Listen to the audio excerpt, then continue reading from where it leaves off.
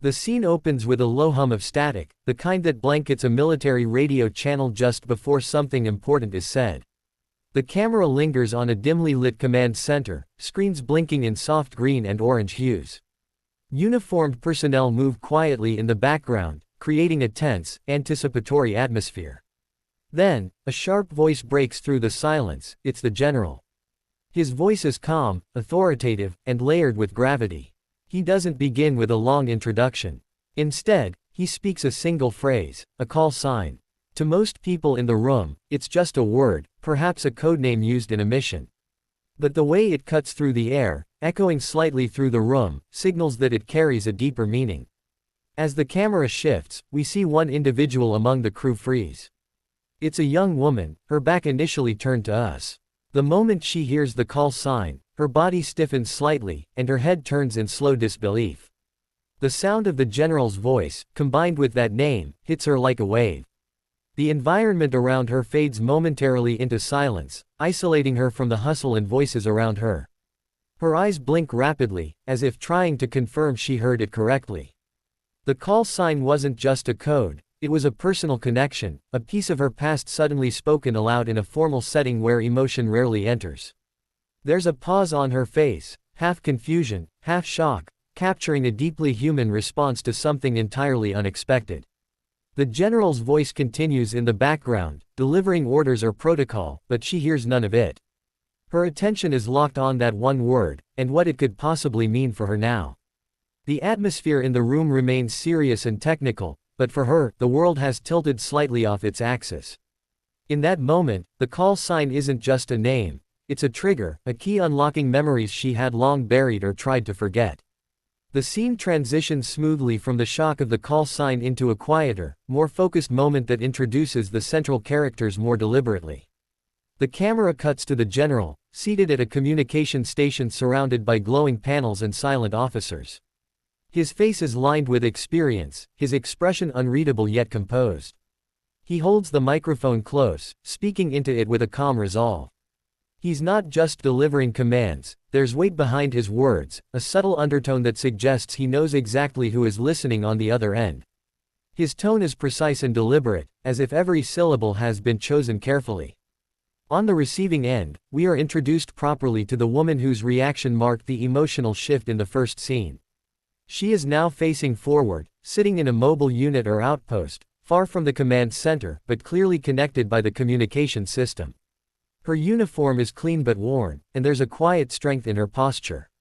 Her face, still processing what she's heard, is framed by the dim lights of her station.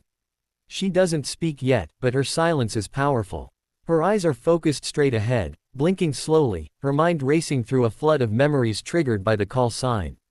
Around her, other soldiers continue their duties, unaware of the personal storm that's building inside her. A brief shot reveals a subordinate glancing at her, perhaps noticing the subtle change in her demeanor. But no one says anything. She is alone with the weight of recognition. The general's voice continues faintly in the background, reading coordinates or mission details, but every word feels personal to her now. The mood is tight, and the camera shifts between both characters, the general and the woman, emphasizing a connection that isn't spoken aloud but is clearly present. Even without any direct interaction, the energy between them is palpable. The viewer understands that these aren't just two officers following protocol, there's history here, something important waiting to unfold. The moment hangs heavily in the air as the woman sits in silence, her mind caught in a whirlpool of thoughts she hadn't expected to face. The call sign still echoes in her head, looping like a haunting refrain. Her expression is frozen in disbelief, eyes wide, lips slightly parted, breath held just a little too long. It's as if time has slowed around her, leaving her motionless in a room that continues to buzz quietly with life and duty. Her fingers twitch slightly on the desk in front of her, the only sign that she's still physically present. Emotion begins to flicker across her face, confusion, disbelief, then a flash of something deeper, recognition mixed with a sting of pain. The camera closes in on her eyes, which now begin to shimmer slightly as if she's fighting back emotion. There's no dramatic outburst, no words exchanged, just the raw, human reaction of someone confronted with a past they never thought would resurface.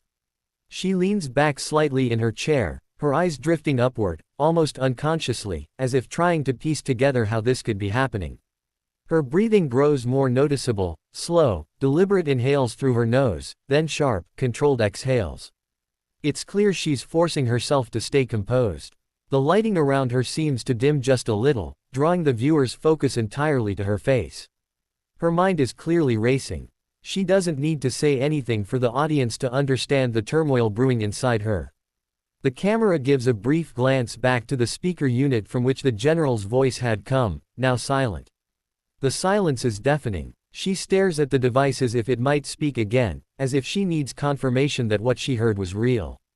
A close-up reveals the tiniest of trembles in her lower lip, quickly suppressed. Her training tells her to stay steady, but the emotional crack is starting to show. She blinks again, more rapidly now, trying to ground herself. Her eyes shift slightly to the side, unfocused, perhaps replaying the moment she first heard that call sign. Years ago, in an entirely different place, under entirely different circumstances. No words are spoken in this scene, yet it's saturated with emotional tension.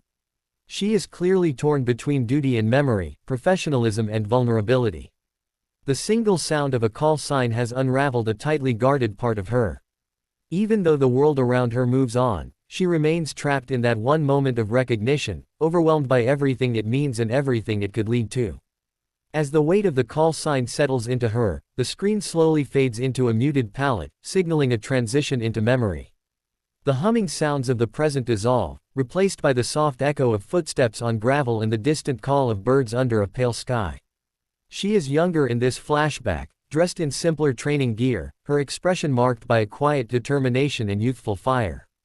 Dust rises beneath her boots as she moves through a military training ground, surrounded by others in uniform.